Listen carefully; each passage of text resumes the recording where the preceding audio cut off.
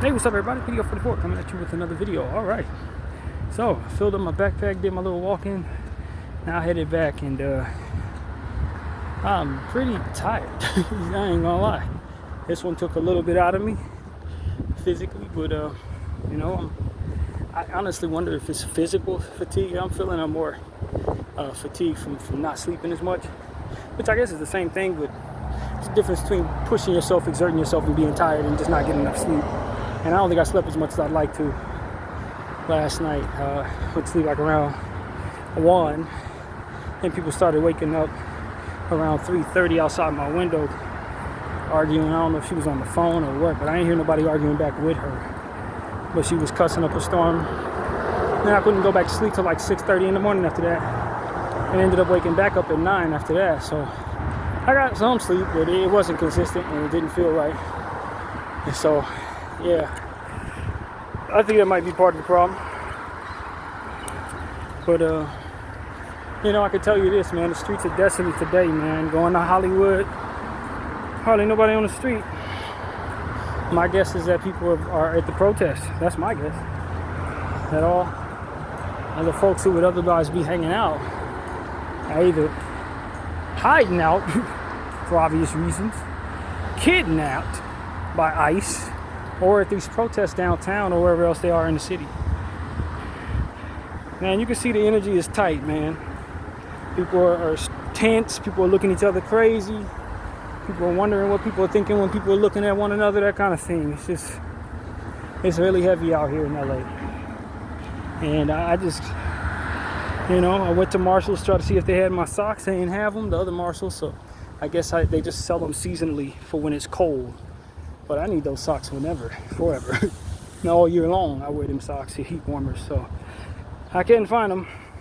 But I guess I'll look online. But yeah, man, just making videos. I made a video in LA, or was it 2? I don't even know if I made 1 or 2. But I was talking for about 25 minutes, stumbling over my words, but talked about a lot of stuff. And just trying to make my voice heard and try to lend myself to the process of freedom, as I always try to do, man. Times like this are, very poignant. But to be honest with you, I talk like these are the times we're in every day. So it's not really a thing for me to have heavy stuff on my mind in this era of my life. Because we talking about genocide every day. We talking about different things that other people only talk about when it's in their face. We talk about them things regularly. And so, it is what it is, man. I remember as I was crossing the same point earlier today when I was making my video on the way to the train station, I was saying that people tend to only really wake up and care about things when it comes to their doorstep, when these things are in their face. Then do they act like they have a heart when it's time to stick up for their people. Then it's like, all right, we gonna stand up. And to me, that's natural, but it ain't really inspiring. It's very easy to get up here and tell y'all about everything that happened to me and mine, especially when it's happening to me and mine. That's real easy. But if I'm trying to raise awareness for the overall idea of humanity, then I can't just be talking about me and mine when it comes to my doorstep. I gotta be talking about what happens to somebody else. It knocks on theirs. Or talk about what happened in history that people act like they don't remember and don't care. Or talk about whatever I meditate on that would otherwise raise awareness for the need to improve in this area. And so, on a day like this, when people are really frustrated and really heavy, I feel like I'm in the same space I'm always in. I'm talking about this stuff just like we always do. And I thank the Lord that He gave me a platform that allows for me to do that. And I asked Him that He keeps me in a space where I'm consistent. Not only as it pertains to talking about things that are heavy, but as we often talk about going toward God in that same vein. Wait until it's hard times to want to praise God and ask for help and ask Him to be of service to to making you better. No, you do that every day. Then when days come around where you need God, it ain't nothing but more of the same routine to ask for your support from on high. And so that's what I'm about. It's more like consistency, about my relationship with God, meditating regularly, praying regularly, asking for him to better me regularly, and talking about real stuff on my channel every day, regularly. So that when real things come around, there ain't nothing to continue those conversations we've been having. And normalize that. While still maintaining my communication with you all who follow me for basketball and different things that we talk about in my interests. There's a world where we can do both. There's enough brain capacity for both things that I appreciate and things that I feel are most urgent. And we can blend those conversations because there's nothing to do that too. And that's what we try to normalize on my channel, man. I understand and appreciate that not everyone does that, because there are times where you want to get away from certain things and focus on a specific thing. And so for those who follow that model, where you don't do politics on sports, or when it's time to talk politics, you don't want to talk about sports, I respect those spaces from which compartmentalization is prioritized. I don't think that everybody should be doing it my way.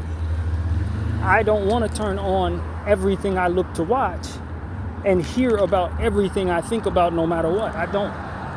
I think there's room for both people like me who want to do both, and a very good place for people who only want to focus on one thing. I think both can be very healthy, and both can be desired at a given moment. Or one or the other, I should say.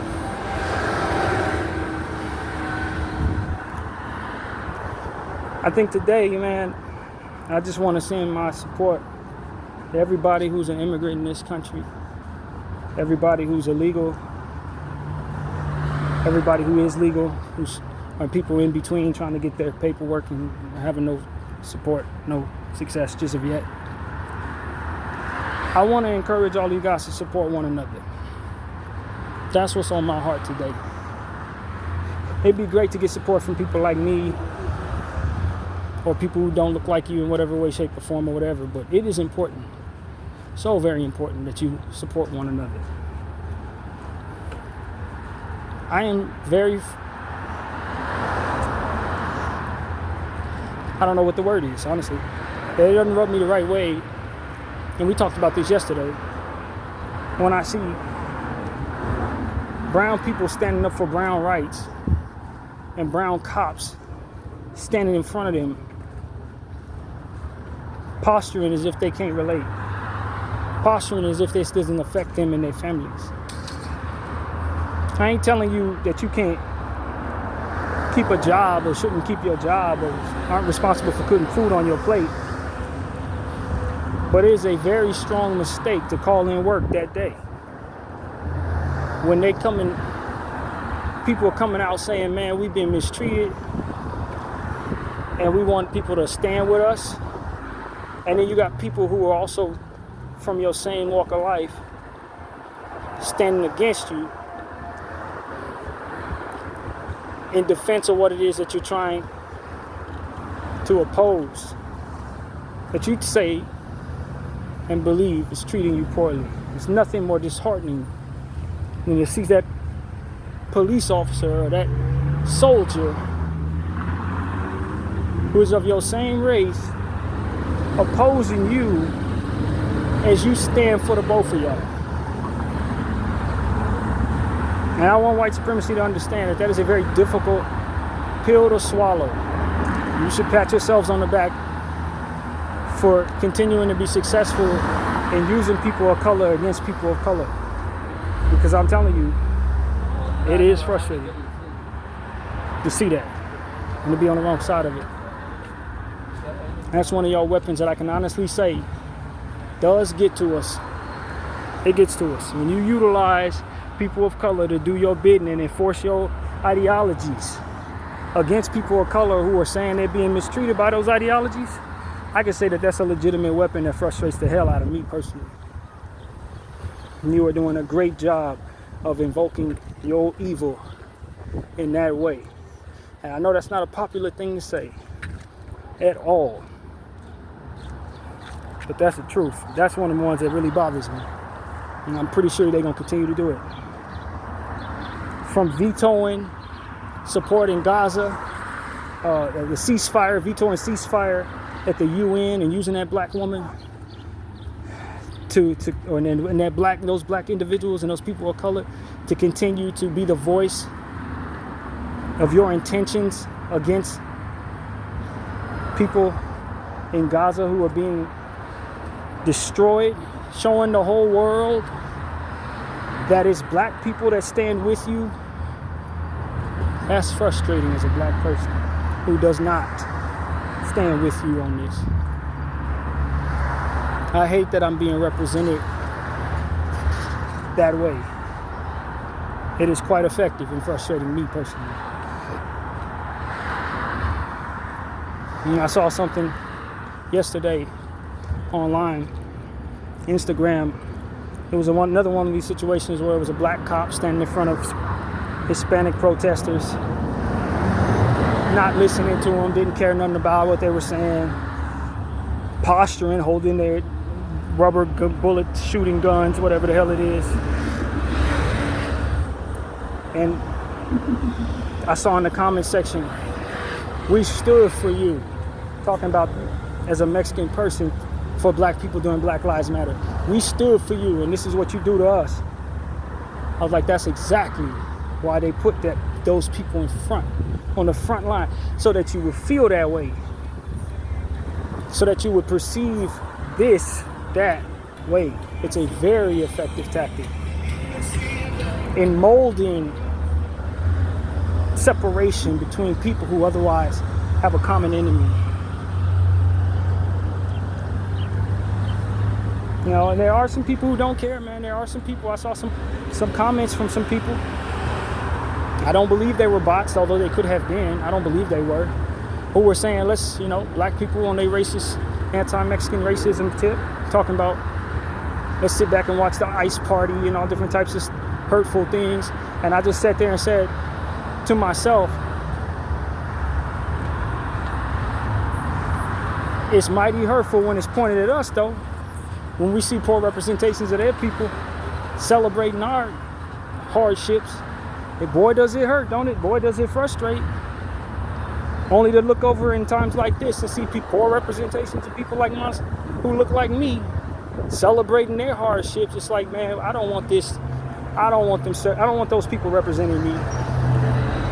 Just like I don't want the perceived perception that I don't have any support when I'm vulnerable and in need of support. Having poor representatives from their community who hate us, telling us that they don't support us. There's plenty of people who do. There's plenty of people like me who do on your end. Want to stand up for you right now. Doing even more than what I'm doing, for sure. But it's always going to be people who are going to try to, within their little small groups, make it seem like they represent everybody else in regards to opposing you as you stand for your freedom. I want to encourage everybody to keep standing for one another, though. Because for every one of them that we see that frustrates us, it's a many more of us that they see that frustrates them in regards to painting us out to be people who don't support one another.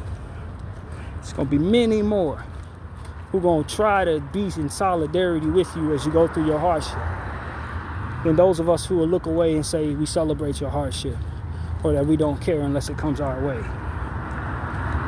The enemy, whether in human form or some other spiritual form, is always going to be in lockstep with whatever makes us feel the worst, think the worst of one another, or make the decision to become the worst we can be because of these displays. They want us to not see the use in anything that would otherwise come against it. Feel hopeless and dejected and frustrated and at odds with one another instead of being at odds with what it uses against us. I had a couple Mexican people or Spanish-speaking people look at me crazy today. I had one dude, he made it a point to walk in front of me. He walked fast so he could walk in front of me and slow down, getting on the escalator. And of course, that's supposed to provoke in me a frustration or a discarding of me, or I don't know what he saw from somebody that looked like me, or what he thinks of people like me, or if he thinks a certain whatever, but he certainly wanted me to know that he was for sure gonna stand in front of me.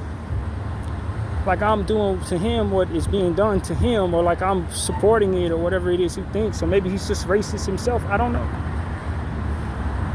Maybe this is a great time for him to display his natural born hatred toward me and my people. I don't know. But I didn't walk away from him looking at people that look like him, hating them afterward, because that would have been reinforcing that he was effective in whatever the devil sent him to do. And that's really what it's about. It's not about me and him. It's about what I walk away from him thinking and how it can weaponize me against someone else so that that same energy can come out of them towards somebody else that looks like me. See, the enemy comes in many forms, man. But its intention is always to do the same thing. Divide, frustrate, and conquer.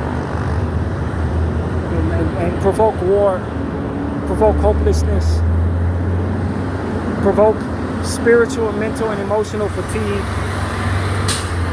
promote nonsense, confusion, sin, and greed. I gotta do my part.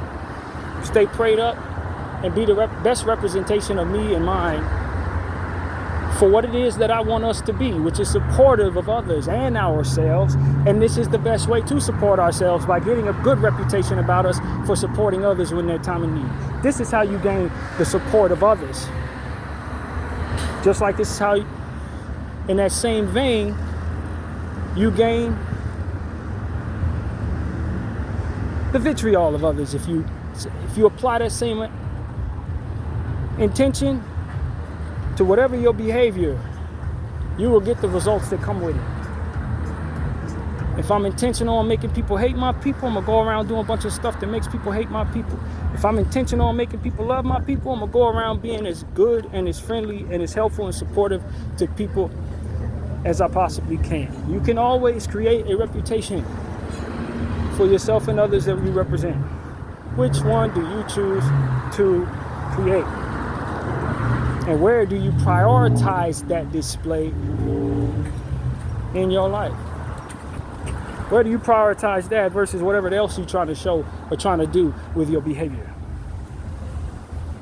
Are you even cognizant that that's what you're creating?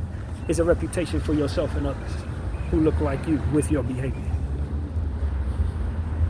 Are you trying to gain support, devotion, the possibility of love? Or are you trying to gain hate, jealousy, and the possibility of war?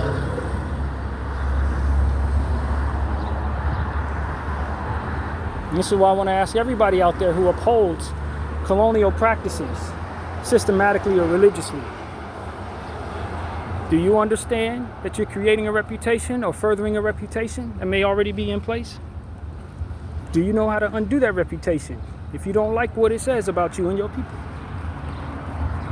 Do you understand how moving in a certain direction, following an ideology that may have been passed to you, can do damage to a good reputation if it is pointed at the opposition of people's rights and the opposition of people having an opportunity at self-determination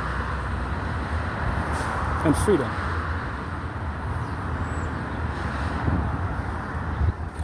You can always inspire.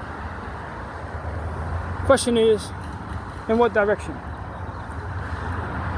With your indifference, are you creating a vitriol and an anger pointed at your people? With your compassion, are you intentional on creating a devotion, a support, and an alignment and solidarity with your people? What's your interest? Do be cognizant of this from here on out when you're following what's been taught to you in whatever way is teaching you, especially those who have followed ideologies that are meant to weaponize themselves against people. of many colors or any color. Do understand that you're creating a reputation and or furthering a reputation. Some of these ideologies didn't mean you no good. They meant for you to create a reputation that has you at war, has you at odds, have you sleeping with one eye open, have you keeping your head on a swivel. And its first order of business is to convince you that you already need to have that before even engaging in any of its practices. But that is not true. You can inspire your safety with your solidarity and your compassion. You can inspire your support with your solidarity and compassion. And your fairness and your unselfishness will truly inspire devotion. Your support for others when they're down will truly inspire good thoughts in the minds of those who are on the fence about your people, or ultimately think the worst about your people. You can be an aspirin for that headache, so to speak. Or you can be a punch in the head for somebody who's already dealing with a migraine in that regard, so to speak.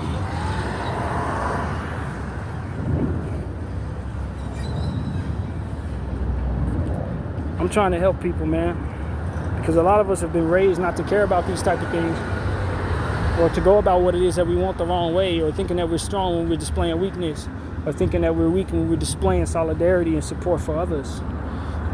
Thinking, what's the use, because nobody's good out here, so why should we be good out here? Thinking, what's the use, because everybody I look at and pay attention to is putting something negative out there for my people, so why shouldn't I be angry at them or be happy when they suffer? It's what they get. But they are not they. Do we perceive everybody properly? When you think in your mind about another people, what do you see? Do you see just a bunch of people that are looking to harm you and make you uncomfortable and take from you? Because if you're perceiving the world that way and you believe that is fact, you're going to be mistaken. This is what is obvious, but yet not necessarily adapted to, because people are mentally lazy in a lot of cases. Mentally lazy. They don't want to do the hardcore thinking necessary to perceive the world as fluidly as it provides itself to be. Some people are good, some people are evil, some people don't care, some people are waiting to be inspired to whatever direction they're going to go. Some people can't think for themselves. Some people are just influenced by culture and celebrity worship, and idol worship, and religious extremism, identity politic, vanity, all different types of stuff like that. Some people just need to be woken up from whatever stupor they're in. Some people are just high and got too many drugs in their system to really form a serious thought about any damn thing. What are you inspiring from within your consciousness? What are you catering to in regards to your reputation and your people's reputation and the stereotype that comes with what it is that people see when they look at people that look like you? Who are you trying to be out here?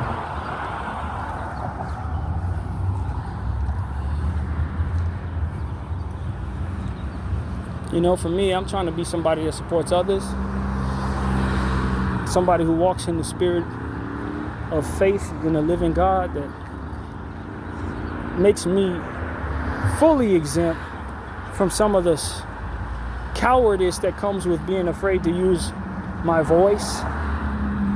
Some of the cowardice that makes me align with corruption for the sake of the stability of financial structures and status structures, creature comforts, and all different types of things that we hope to uphold when we shut our mouths while other people are going through the worst of things. I'd like to think that my relationship with God and my truth that there is a God can make it so that I can buck all of that unapologetically and absorb whatever comes with that, knowing that He has my back, knowing that I'm inspiring others to do the same thing, and that's where change comes from. Believe in that. Even if the numbers don't represent me having a successful voice or having a lot of people looking at me today, trusting God fully in such a way to say he's going to make sure my voice go wherever it's supposed to go. Wherever it's supposed to land is success to him, so long as I'm saying the things I'm supposed to be saying. The things that ultimately everybody else is afraid to say for the sake of not having the numbers. Aligning with God truly, not just partially, like a lot of people do. Fully. Knowing this is spiritual warfare. Knowing that I've already done things that angered him in this life and that I need not continue on that path anymore. Knowing that we win in the end. Knowing that he put good in good people and is trying to win over the souls that are enriched in sin. Damaged, broken people who are destined for hell to be used by the evil one. He wants to win them over just like the devil wants to win over everything that's good. This is warfare, war for souls. And death ain't the end. God's in control.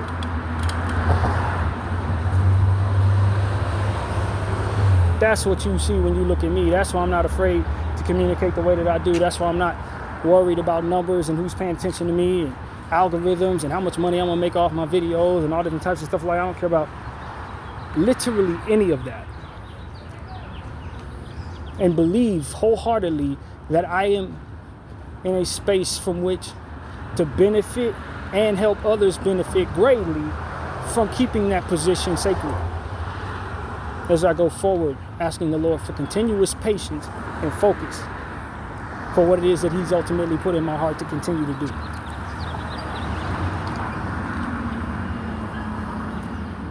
Fully willing to sacrifice whatever it is he wants me to sacrifice.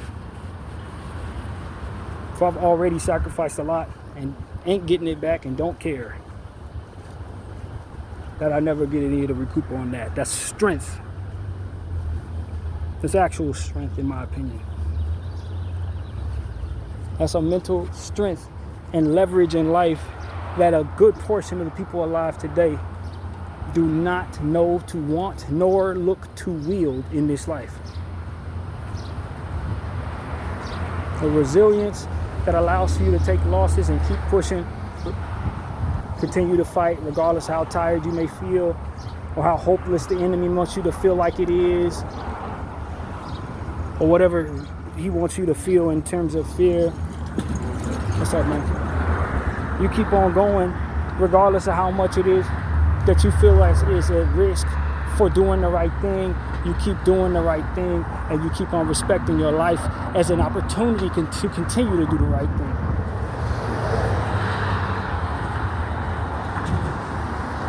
You value your life knowing that you can do more alive than you can as a martyr in most cases.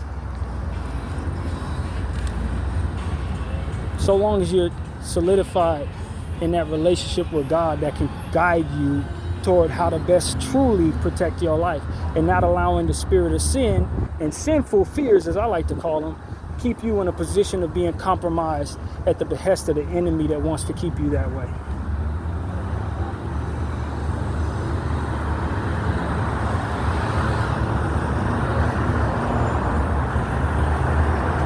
I encourage everybody to stay in a space of spiritual peace in the presence of your darkest days. Because a lot of y'all remember when I was in some of my darkest days, how I was feeling. But at the end of the day, I relied upon God when I didn't know what was going to happen, when I was afraid, when I was frustrated, when I was conflicted by other things that didn't have anything to do with the struggle but still brought about negativity to my mind, when I was used to having a conditioning that allowed for me to escape into weed and into isolation instead of having to face some of these fears. When I was in my darkest days, I turned to God, and God got me not only on my feet, but put me in a position to be this person today. He didn't only get me into a space where I could no longer crave weed, but he sent me on my way to stand up against genocide every day. if I wasn't speaking about it on this channel, I was praying about it in my own time. I'm a full opponent to genocide. And genocide that I'm talking about is the Palestinian-Israeli situation that basically began not very long after I settled into being in this situation. It was only but 2 months after I found myself losing my apartment that genocide began. And it has paralleled with my circumstance all the way up to where we are today. While they've been going through the worst of the times that they've been going through, the Lord has been keeping me humble, away from my comfort zone that would otherwise keep me away from Him and otherwise keep me from actually speaking up on what it is that was going on. He put me in this situation and made me go through difficulties I had never been through so that I would respect the difficulties that I can never relate to in a very different and clear-minded way, in a much more mature and intentional way. And though I can't relate to these people, I can feel God's presence between me and these people because of our plights taking place at the exact same time. Because if I was still getting high every day and this genocide was going on, we wouldn't be talking about it as much. We wouldn't have had any of them conversations we had throughout the course of these last two years. I wouldn't have left the house to walk down the street to do so. I'd have stayed in the house playing video games, smoking weed. And that'd have been how I handled it. Maybe I'd turn on the camera once in a while and say, oh, this is bad, like I used to do, but it wouldn't have been nothing like what it ultimately became for me. Nothing.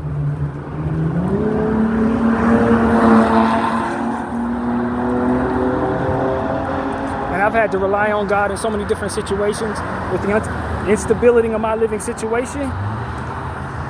Throughout the course of all this situation, all of these different things that have gone on outside of my circumference for which I've been focused on, I've had to lean on God every 3 weeks, getting displaced from the space that I was laying my head. Never allowing me to actually fully get back into a space where I could smoke weed every day and just kick my feet up and stay in the house for a week at a time like I'm used to doing. Because I always got to move.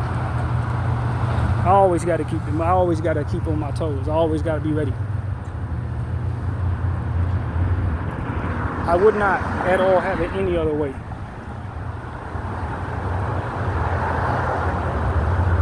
Not at all. I wouldn't have it any other way. I would not have asked God to do anything different, knowing what it is that ultimately was going to parallel that timeline.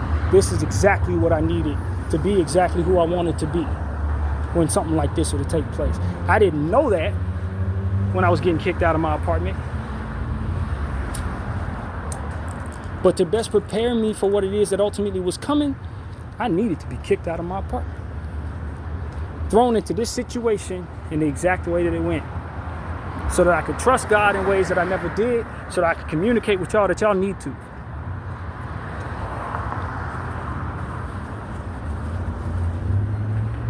That faith, man, that faith gave me purpose.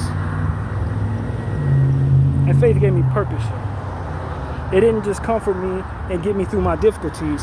It realigned me and placed me in a position to do the things that I would otherwise find even more difficult.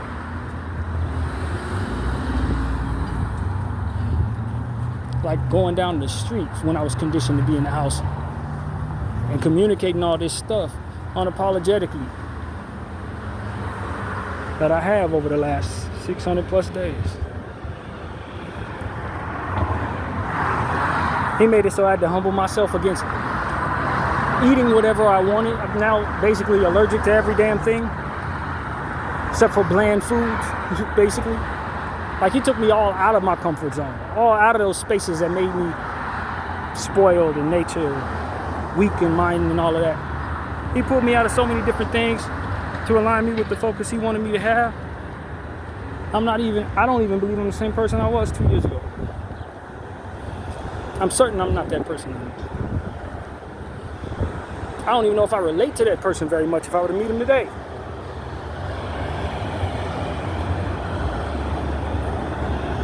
That's how much I've changed in just a short amount of time. Based on not only what's going on in my life, but also the presence of genocide in my world around me.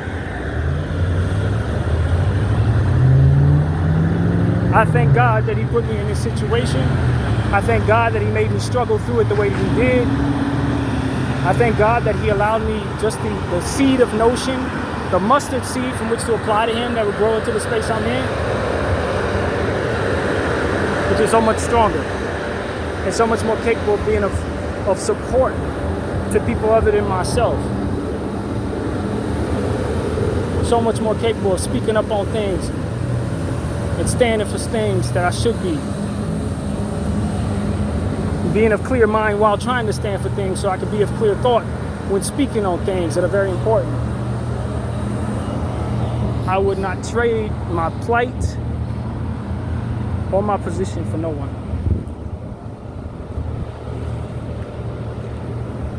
And so I want everybody to understand, man, sometimes the hardest things you go through in your life could be the most rewarding strength that you gain from that. It could be the most life-defining attributes that come with that.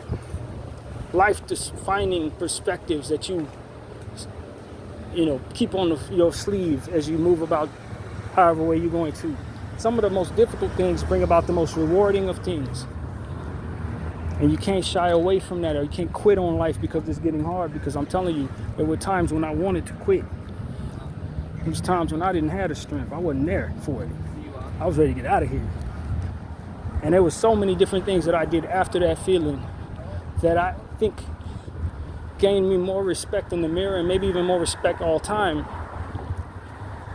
I had to get through the threshold of wanting to quit without quitting. Get through them difficult days and nights where things were uncertain and I was concerned, afraid, or feeling hopeless or whatever. I had to get through that threshold so that I could find all of what it is that the Lord was having in store for me next. And it didn't feel like I wanted to go through that. It didn't feel like there was any purpose. I didn't know of a genocide on the way that would need my voice.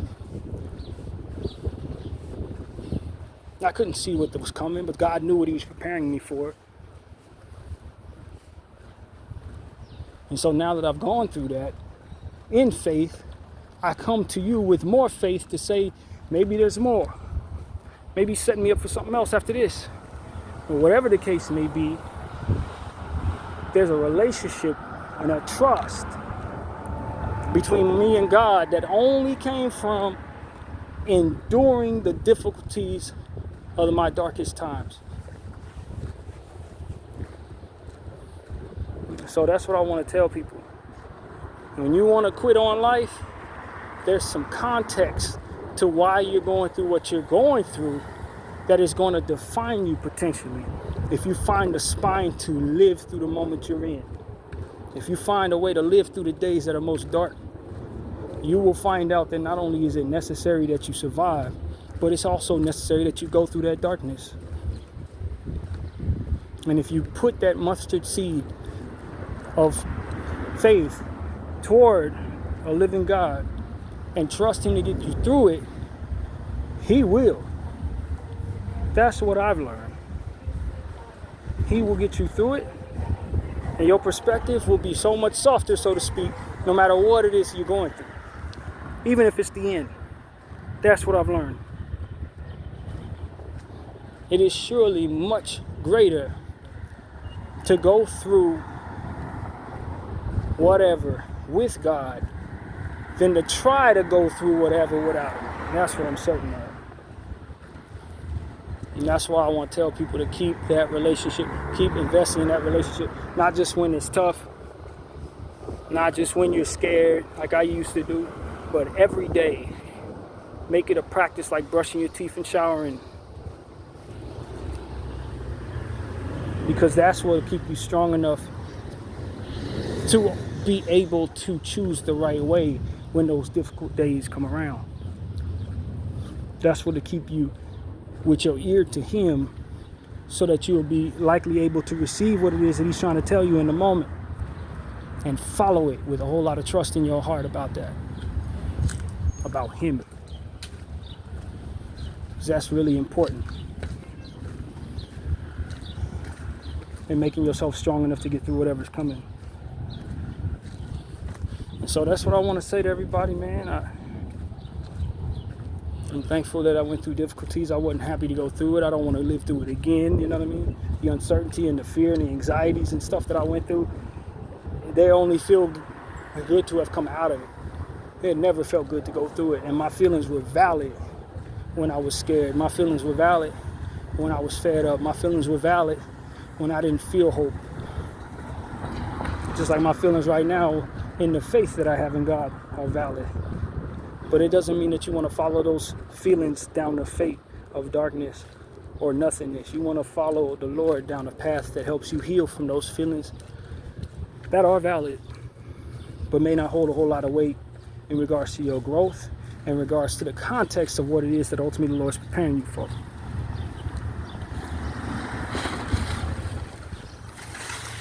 It is of great importance that we all follow the path that God wants us to be on, man.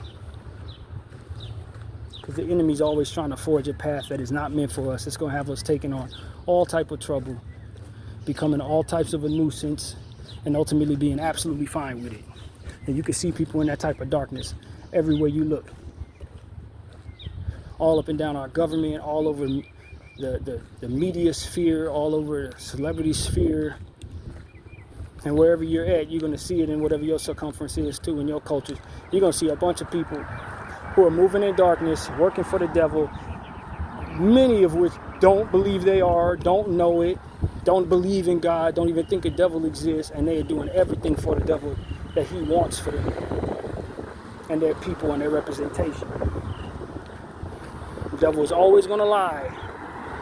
He's always going to try to make it look like something's worse than it is. He's always going to try to make it look like those who are coming at you against what is good are so much more powerful and so much louder and so many more plentiful, stronger, more equipped to do damage to you if you don't follow them. I guess no hope if you do the right thing because they've written it in the law.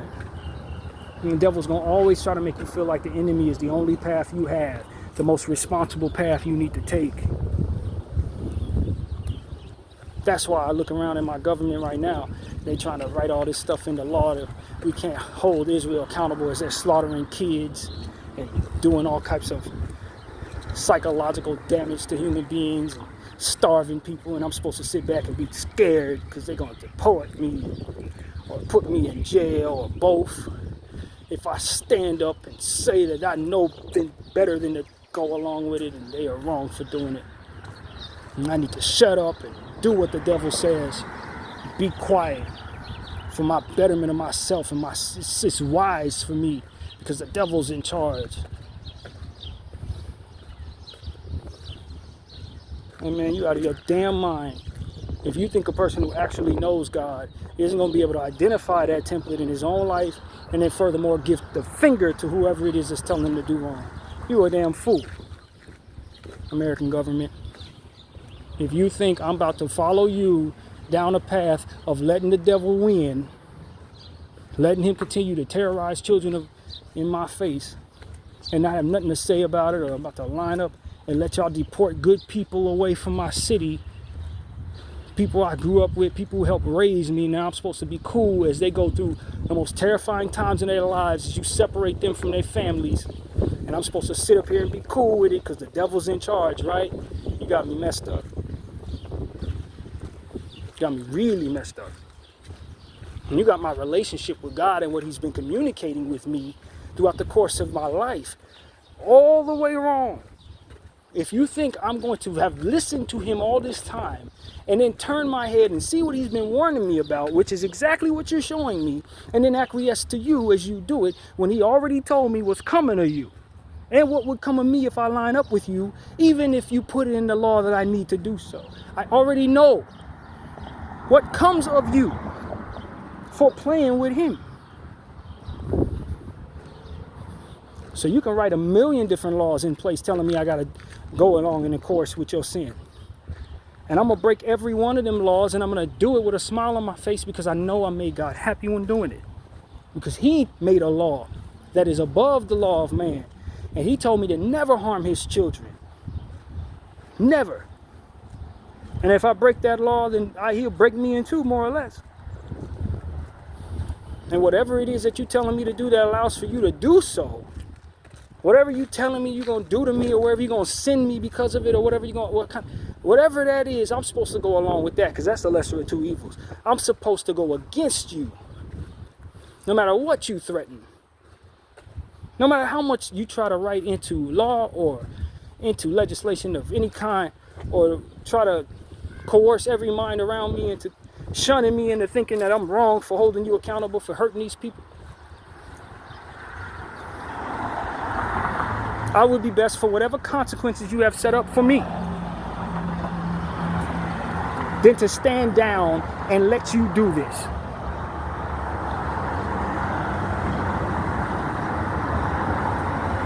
You must think I'm stupid.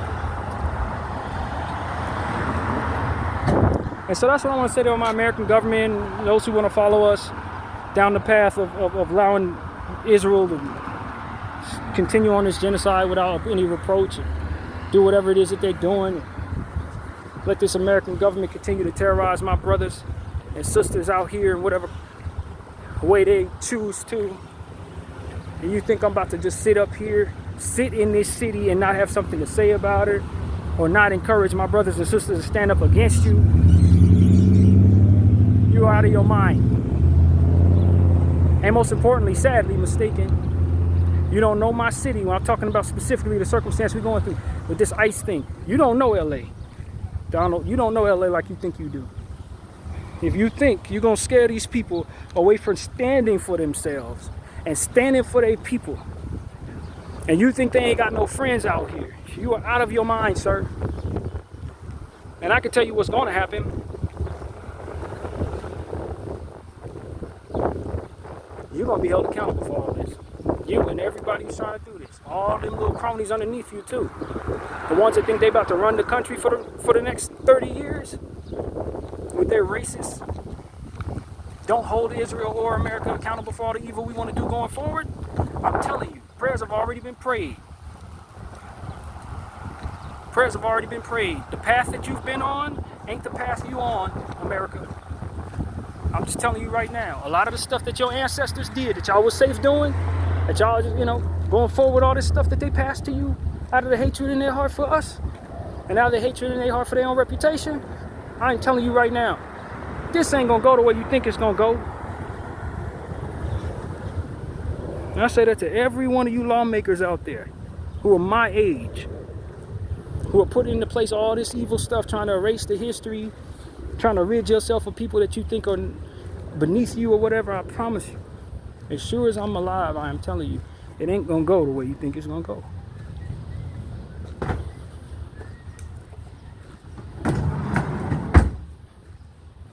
Because y'all think it's that what's been working is gonna continue to work, but it's not. You can't AI your way out of all of this that's coming your way. That's what I'm gonna say to each and every one of these lawmakers out here, and each and every one of these lobby groups behind them representing the Jews in Israel. Not gonna get away with none of this stuff like you think is about to go.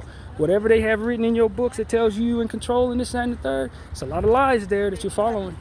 It's a lot of lies. You're gonna be sadly mistaken when you see what God is actually doing here. And let me tell you something about the Spanish-speaking people and the South American people. They're a resilient bunch, man. Very resilient. And they come plentiful in numbers. And if you provoke the anger inside of them and bring out the devil inside of them, they can get real weird on you.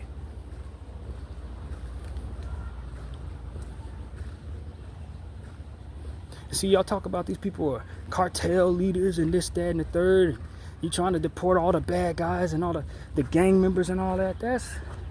Hey man, everybody got good and bad in their people, no doubt. But if you want to cross them, having grown up in this city, I can assure you, you don't want to be around them when they turn towards you with the intentions of doing something to you. You don't want that. They are very creative people when it comes to the carnage. I'm just being honest. They're creative people when it comes to that. And so it's a lot of y'all that are afraid of them. And you're trying to send them away. What you don't know is that you're pissing them off.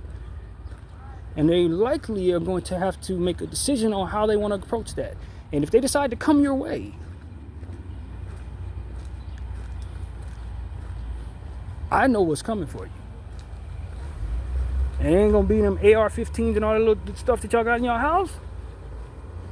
That ain't gonna save you. Them people resilient. They're survivors. They work hard.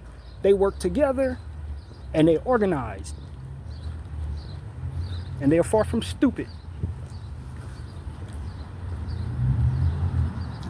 So I just want to tell all my good old-fashioned good Americans and gun owners and arm owners, you ain't the only ones with guns, friends. And let me tell you something. This is something that you need to understand. In order to get your back up, America, even though it's a lot of us here, it's a lot of white people here, it's a lot of supportive people of white supremacy here, it's a lot of y'all here. But in order to get your back up, they got to come from overseas. These people, they back up can cross land. They over the border. And if enough of them press up against your borders, you ain't gonna have enough to stop them. If they all decide to start mobbing up from the south, as many of them as it is, you're gonna have to drop an atomic bomb to get them off y'all ass. But just like everybody else, you paint out to be the worst people in the world. Naturally enough, they are peaceful people. That's why they ain't coming after your ass. If everybody was who white supremacy says they are, they would be all messed up. There would be so much death and destruction surrounding white supremacy for all of their actions of provocation. I just want to say this, bro. If the blacks were who you said we were, as savages, beasts and all that, we would have been killing y'all every day.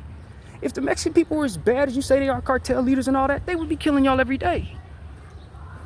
Y'all would be at war all day long on your own soil. That should tell you right there, with all of the things that y'all trying to do to piss us off, we ain't uprose. If anything, we just keep on minding our business, keep on going to work, keep on doing what we need to do. Trying to make you happy, you know what I mean? A lot of people just trying to acquiesce with you because they're good people. That's the secret about the Mexican people and the Spanish-speaking people. They're good people. That's what a lot of y'all who want to push them out of the country don't understand. That you have been lied to about these people, and you've been lied to about people like me, and you've been lied to about the people in the Middle East. And the sad thing about it is, the very beast that you think all of us are, you've been toward us. You are that beast. And what inspires that beast within you is a paranoia and an ignorance that is driven by supremacy. That is the mixture that comes together to be the beast that you say we are. We don't have it because we don't embody what it is that makes it come together.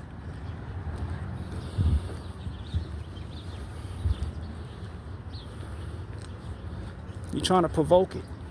You're trying to raise it into existence by speaking it into existence, and then from there, trying to push us to becoming that. But I'm telling you, if we were to become that, if you were successful in what it is you're doing, you will find out how truly demonic it is that you were doing, because what that ends up becoming is your end, your downfall from there. This only makes sense because we're not turning into it, because you're failing at it. Is why it still makes sense to keep doing it. If it becomes successful, then you immediately regret it. That's what truly is there to see in regards to y'all trying to provoke us and say that we're horrible human beings and then trying to hope that we turn into it. You only want us to turn into it because you haven't seen what it looks like when we do. When we all come together and say we tired of you.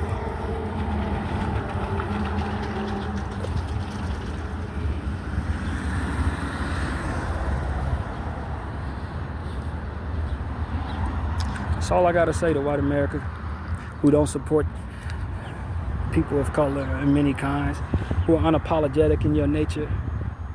You don't have friends in this way. What's up, homie? How you doing? You don't have friends in this way. You're gonna look up and find out when the tables are turned, when everybody's pointing their vitriol at you together, that the people that you've done this to have more friends than you. when you don't have the leverage to force people to acquiesce to you, you're going to see how many people actually turn on you. When we have the leverage, you're going to see how many people do more for us with that leverage than they did for you, because they have more respect for us, because we never try to take from them. We didn't try to put them in shackles going from one space to the next as nomads trying to take over lands. You have the leverage, they respect you, but they don't like you because you never let people just sit and chill. You always had to come and bring your democracy and your freedom and your capitalism and your religion to everywhere you went and try to take from everybody with this whole I'm gonna smear them while doing to them what it is I'm saying they're doing to me bullshit. You don't have any friends because you're always looking to provoke people and take from them. So if the people of color who weren't doing that ever get the leverage, if we ever get the leverage, you're gonna find that our people who are indebted to us or who otherwise would yield to that leverage are going to be more willing to work with us because of it. And you're going to be outcasted in ways that you could never outcast us, no matter how many times you did this to us. You could never shun us because of that same favor that came from just being in solidarity with our neighbors, something that you very rarely were able to display within yourself. That would have inspired all of the compliance that you ever demanded through fear and psychological warfare.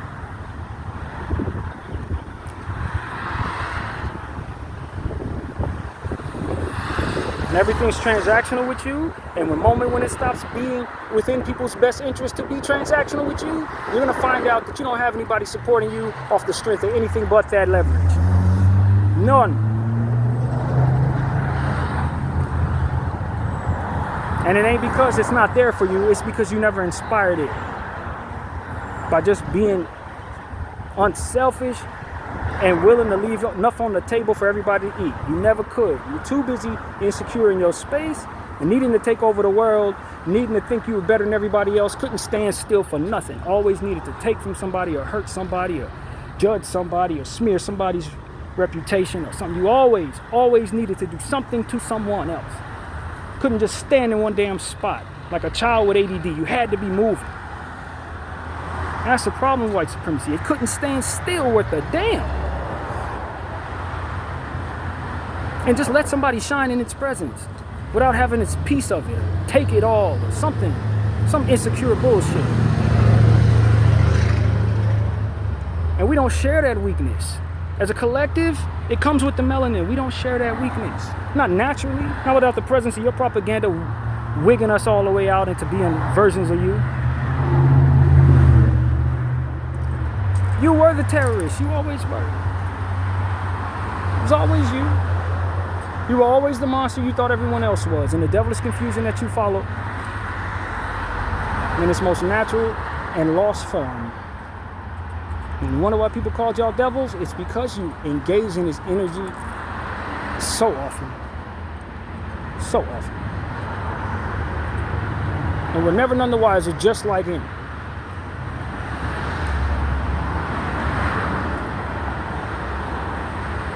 So that's what I gotta say, man. And if this don't embody you as a white person, God bless you, man. You know I got your back. You know, it ain't even a question about that. If this ain't who you are, that's cool, man. You know what I'm saying? Literally. Just like I know there's a bunch of people who don't really like me, who look just like me, who otherwise benefit from everything I'm fighting for, but still gonna fight me because they'd rather bootlick you, white supremacy, than support their own people. I know they exist. I don't want them anywhere near me no more than I want you anywhere near me. They're just an extension of you. Just like those who don't align with you are just another extension of me. And so that's pretty much what I gotta say, man. The Lord has already made it clear to all of us what he's chosen. Not who he's chosen, but what he's chosen. See, that's the point. A lot of y'all believe you are chosen people. God has chosen purpose for people. Either you're going to align with it, dignity, self-respect, solidarity with others, love, compassion, humanitarian efforts, things of that nature. Those are the things that he's chosen for people. He didn't choose people. He chose people to do certain things. But as it pertains to us being better than you, being better than them, that's a test. That's a test that a lot of us are failing. A lot of y'all are failing.